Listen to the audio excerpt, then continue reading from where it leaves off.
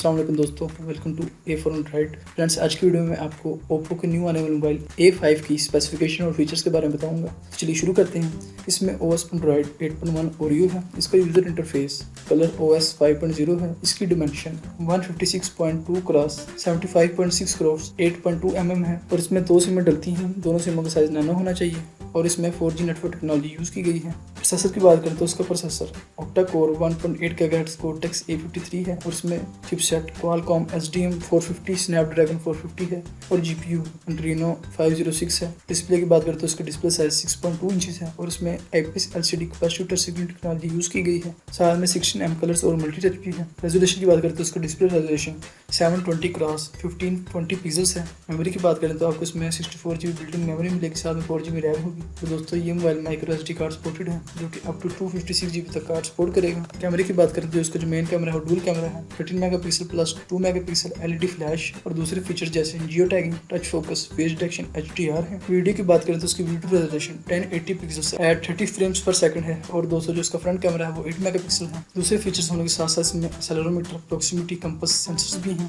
Battery की बात करें तो आपको इसमें 4230 mAh नॉन वोल्ट बैटरी मिलेगी। और दोस्तों अगर लास्ट में कलर के बारे में बताऊँ तो आपको इसमें ब्लू और पिंक कलर अवेल होगा। दोस्तों ये थी इस मोबाइल की स्पेसिफिकेशंस एंड फीचर्स जो मैंने आपके साथ शेयर की। अगर आपको वीडियो पसंद आए तो वीडियो को लाइक और शेयर करिएगा।